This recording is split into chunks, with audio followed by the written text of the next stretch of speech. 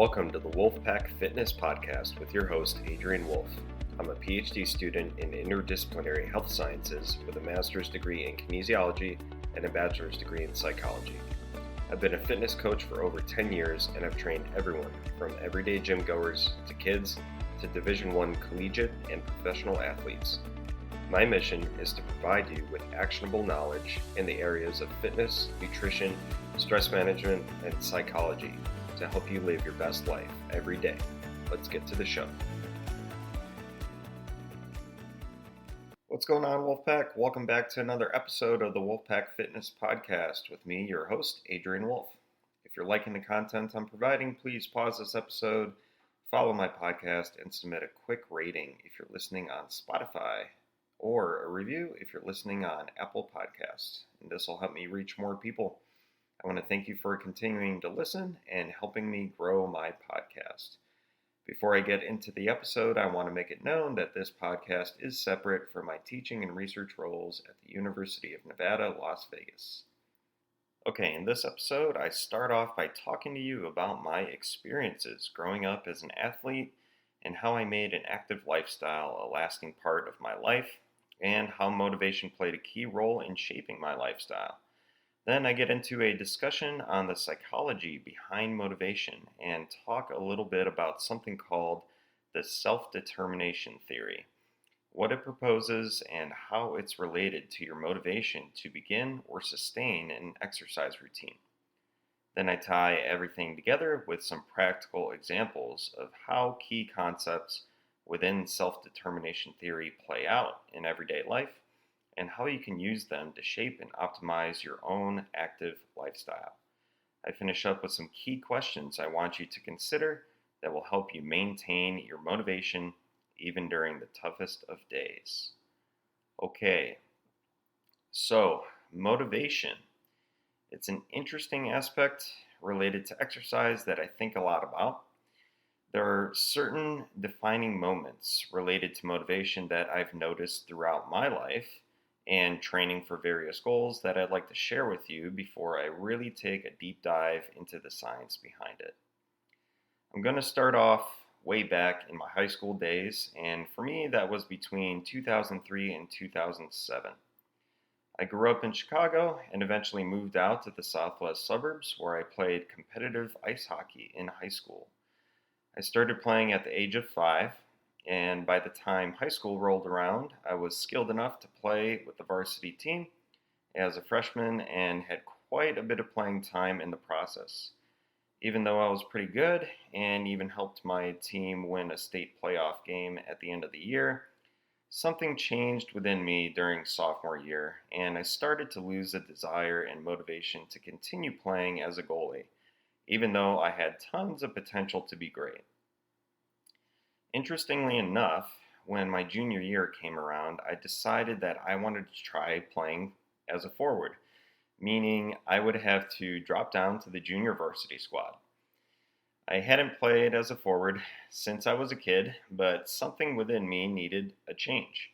And despite the fact that I absolutely sucked and contributed very little to the team's success, I still needed that experience and some time away from playing goalie.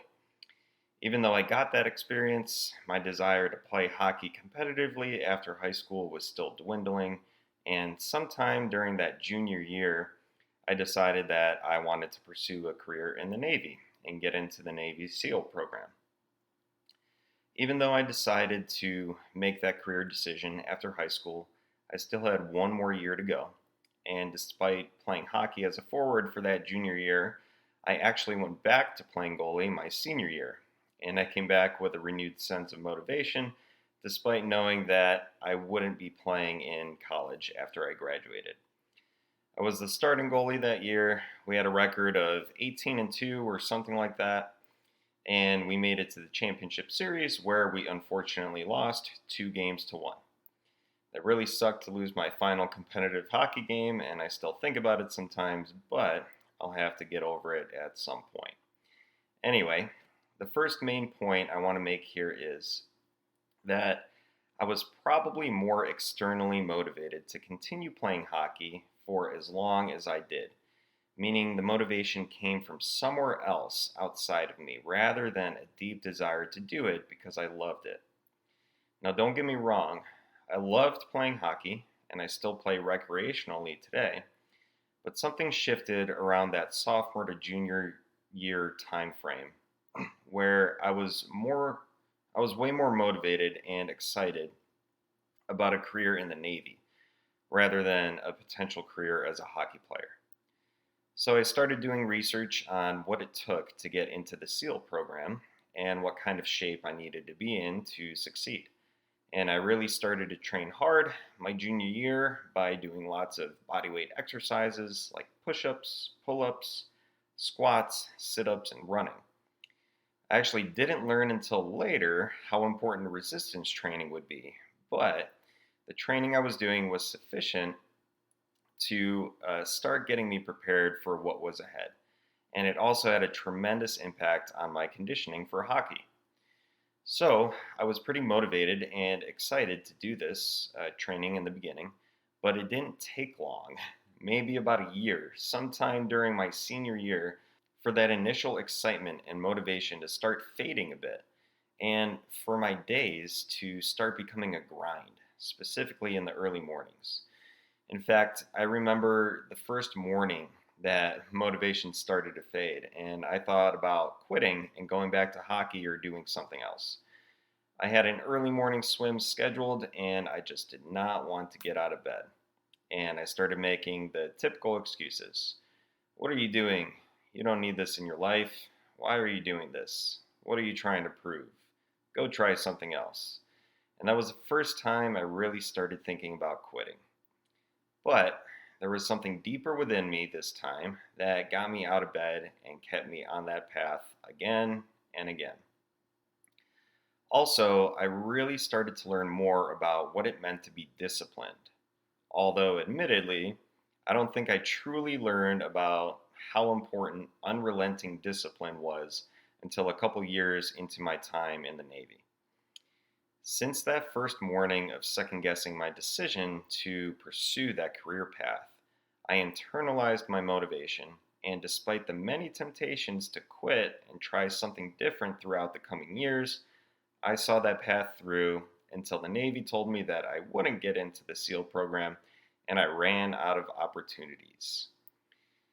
One of the defining moments of my career happened in college during my 4-year Navy ROTC scholarship at the University of Illinois. I remember speaking to one of my mentors who was a year ahead of me and also was on track to apply for the SEAL program. And I asked him what his backup plan was in case he didn't get in. I remember him replying to me that there was no backup plan. That was it. If you gave yourself a backup plan, you were giving yourself a way out and an option to quit. That really hit me hard, and it made a lot of sense at the time. But the way I think today is that planning for things to not turn out the way you want is useful. And it means you've critically thought things through and that you are prepared for things to go awry. Despite this, I took these words to heart, and that further solidified my identity of who I was and who I wanted to be, and I didn't look back. So, senior year rolled around and I applied for the SEAL program. I didn't get in. And to put it quite simply, I didn't work hard enough and my physical fitness scores were not anywhere near good enough. But I knew I had one more chance to apply in 2 to 2.5 years after earning my primary qualification for the job I was selected for in the Navy.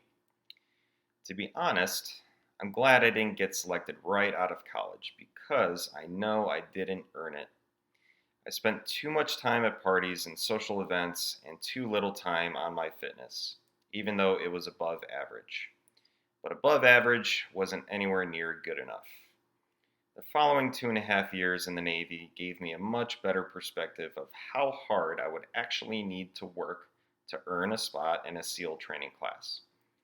During that time, I learned a ton about different forms of exercise like resistance training and how to eat for optimal performance. 3 months prior to submitting my second application, I was fortunate enough to be assigned temporary duty to the SEAL and SWCS Scout team in Coronado, California, where both enlisted sailors and officers can go to prepare themselves physically for basic underwater demolition SEAL training, or BUDS. Those were probably 3 of the most disciplined months of my life, and it turns out that they would shape the rest of my career in fitness. Despite having competitive physical fitness scores that were far beyond what I achieved the first time I applied and worthy for a spot in the class, unfortunately, timing got the best of me, and only officers with 2 years or less in the Navy at that point were invited to interview for slots in training. That was when my life turned. What was I to do? That brings me to my second point. It wasn't even a question that I wanted to look for some sort of a career in fitness. After all, the motivation to continue exercising, being an example for others, and helping others with their fitness was now deeply ingrained inside me. It's who I was, still am, and what I do. It shapes my identity. Since then, I've used this deep motivation to finish 2 Ironman triathlons, as well as other shorter distances like the Escape from Alcatraz triathlon. And even though I'm not competing in fitness much anymore, I use exercise like resistance, cardio, and mobility training to prepare myself and perform the best I can for other fun sports like hockey and golf. I'm definitely not anywhere near the fittest person in the gym, but I've been asked on many occasions, like after running a really fast split or squatting nearly double my body weight, for example, how did you do that? Or you make it look so easy, and it's never a quick, easy answer. The real answer is that I started my path to where I am now at 16 years old. I'm 36 now, so that's 20 years of consistency without missing more than 2 to 3 weeks of structured, purposeful exercise at a time. It's okay to miss some time based on life circumstances, but it's not in your best interest to fall victim to your own excuses and justify reasons for why you should not start back up again.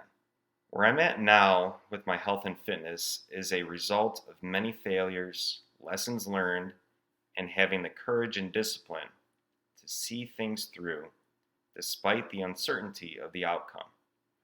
And believe me, I'm far from having everything figured out. I still have some health issues I'm working through, aches and pains that pop up that I need to manage, and life events that threaten to derail all the progress I've made up to this point. But what I believe keeps me going is a combination of a strong identity tied to living a lifestyle that is conducive to optimal health and various types of motivation spanning from external to internal. And that's what I want to discuss next. Before I get into the research and practical applications of motivation, by telling you my story, I am by no means saying that you have to be able to squat 2 times your body weight or run a 6-minute mile to live a happy and healthy lifestyle. My story is different from yours, and yours is different from the person next to you. We all have to find our own way. What I'm trying to do here is to show you where I came from to get to where I am now, how motivation relates to that, and how you can use motivational principles to get yourself to where you want to be. So let's talk about motivation a bit.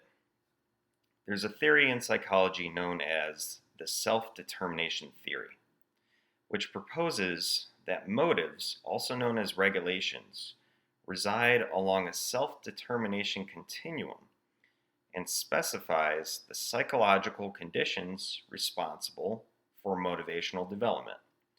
So what does that mean in simple terms? It means that your motivation to exercise is dictated by several key factors that exist on a continuum from external or extrinsic, which is motivation that is derived from something outside yourself, to internal or intrinsic, which is motivation that is derived from within yourself. So imagine a straight line drawn on a whiteboard that's horizontal from left to right.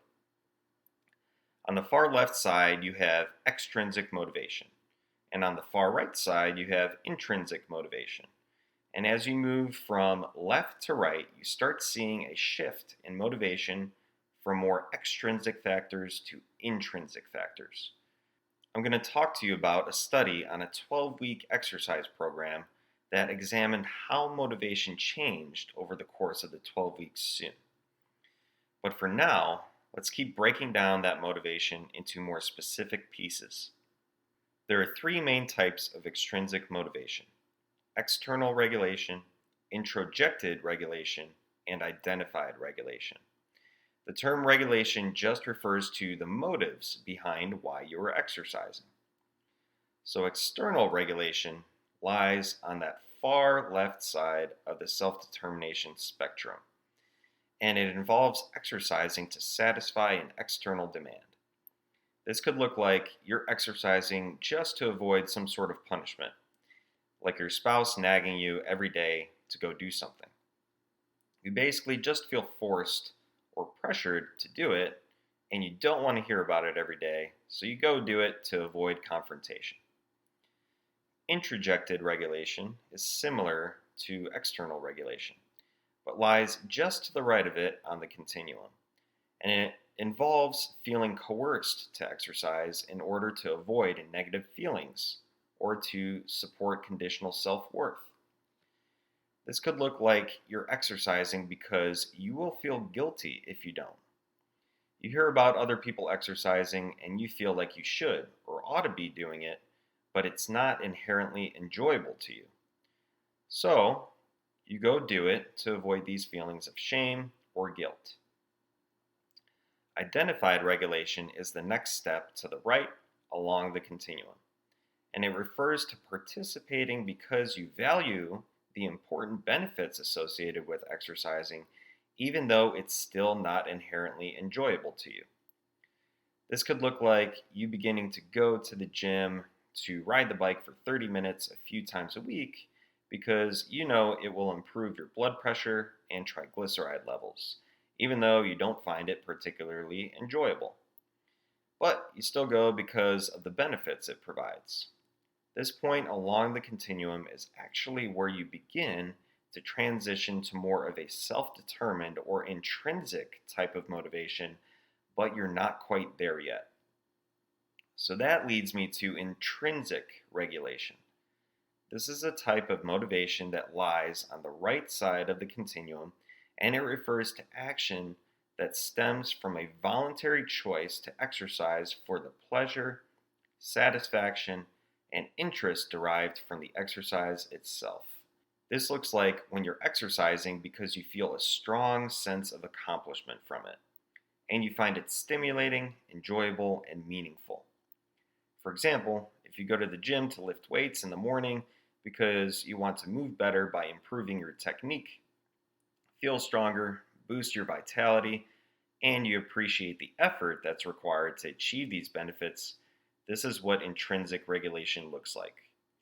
You do it because it helps you grow and be a better person for yourself and those around you, and you feel a strong sense of purpose along with it. It's interesting that although this type of intrinsic motivation is desirable, research has shown that a great deal of exercise behavior is not intrinsically motivated, at least in the initial stages of beginning a new exercise routine. If you go back and listen to my first episode on how to start and maintain an exercise program, I talk about this a bit more in depth. But internalizing the value of exercise seems to happen a bit later in your exercise routine when it's firmly established as a habit. There are also a few other factors related to motivation that are important to keep in mind. These factors are competence, autonomy, and relatedness. Competence refers to your ability to interact effectively with your environment by mastering challenging tasks.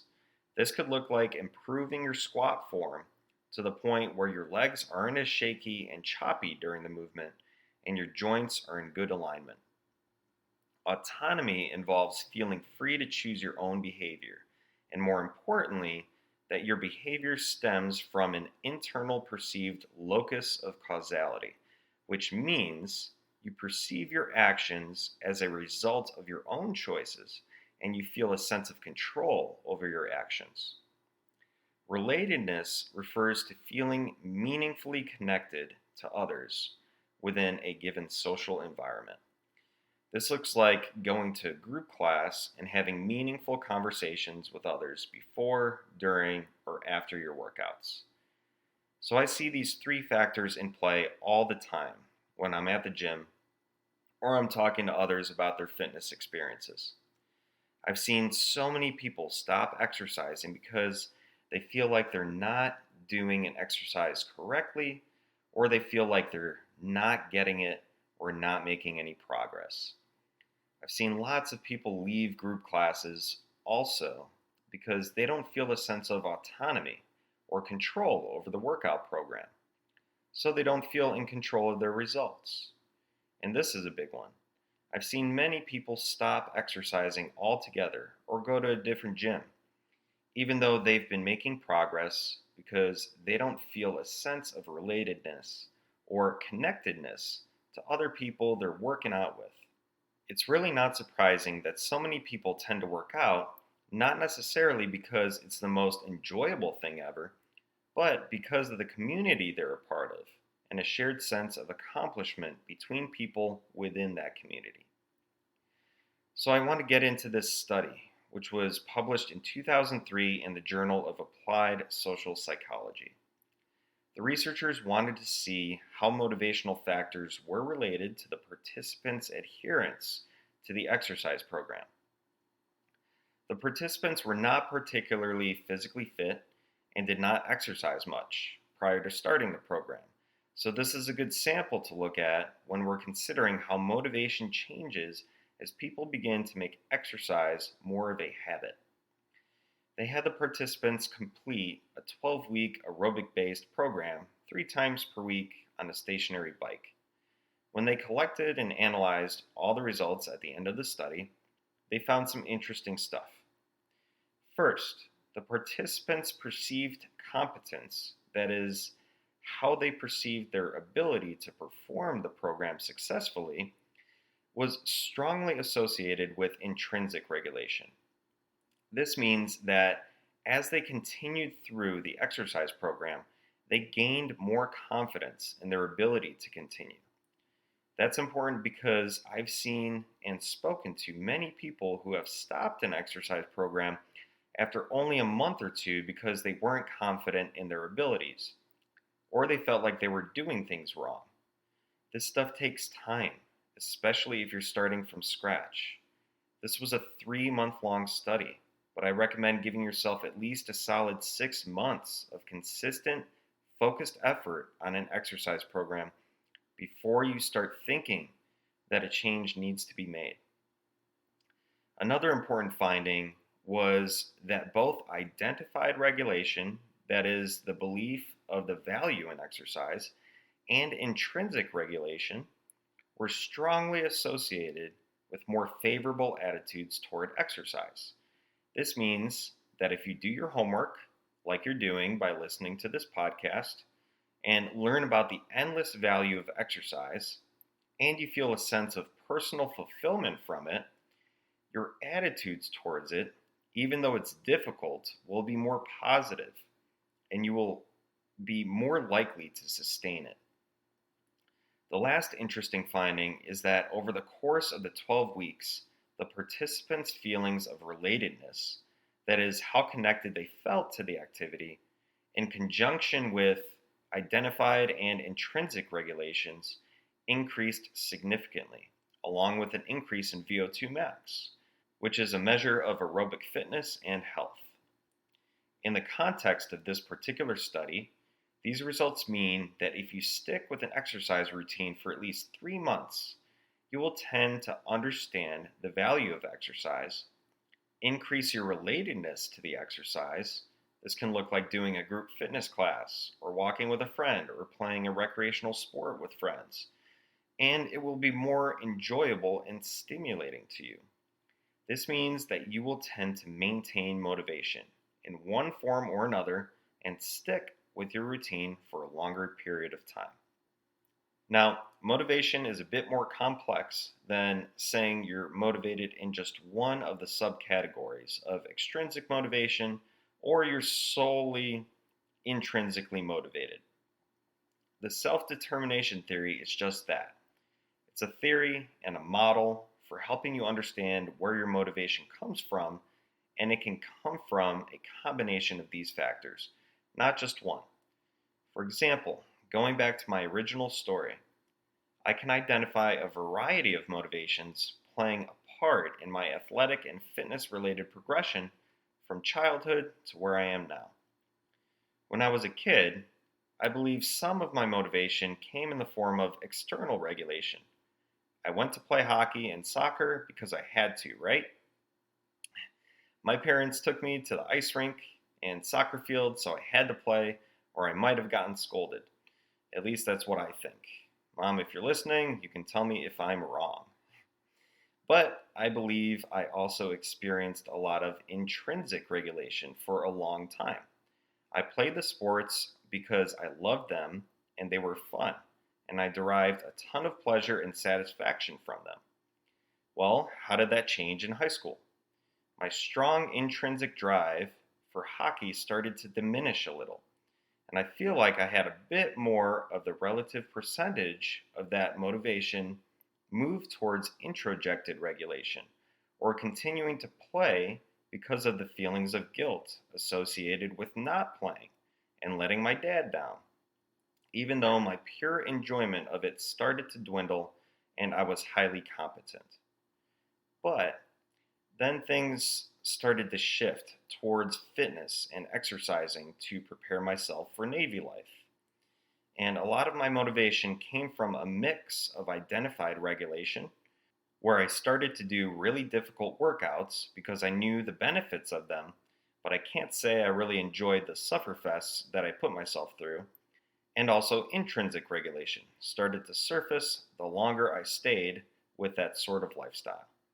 I also gained a huge sense of autonomy by having complete control over my life progression and a deep sense of relatedness once I was immersed into the Navy ROTC program in college.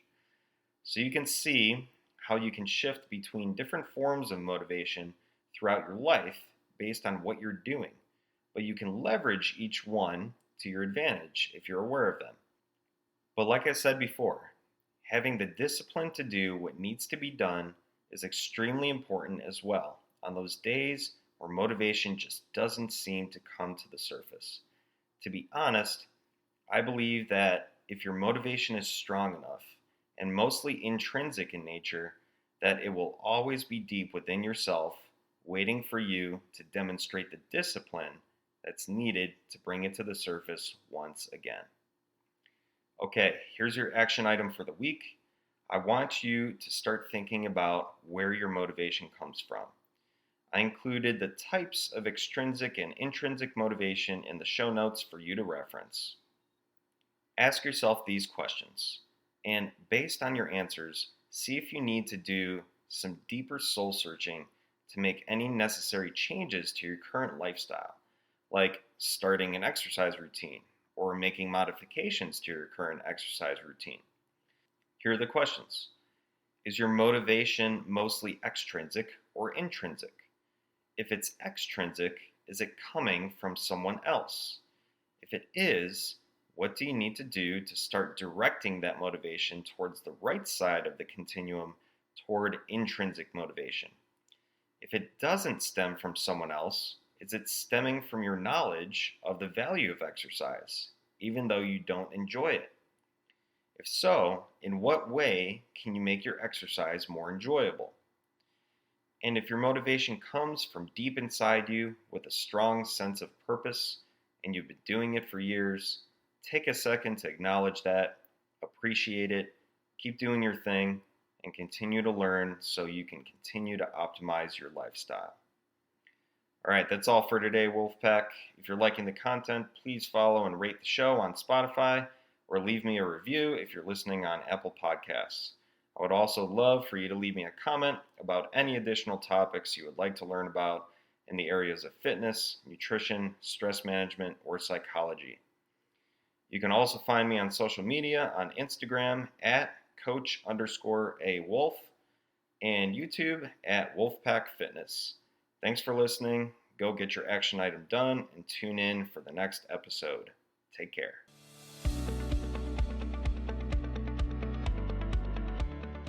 Thank you for listening. If you like the content, be sure to follow my podcast, leave a review, and check out the show notes for additional details and links discussed in this episode.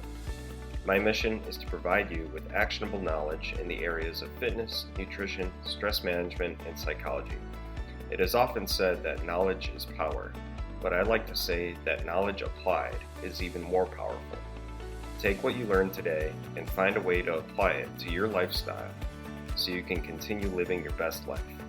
Thanks, and be sure to activate the new episode notifications to be the first to learn about new and exciting content.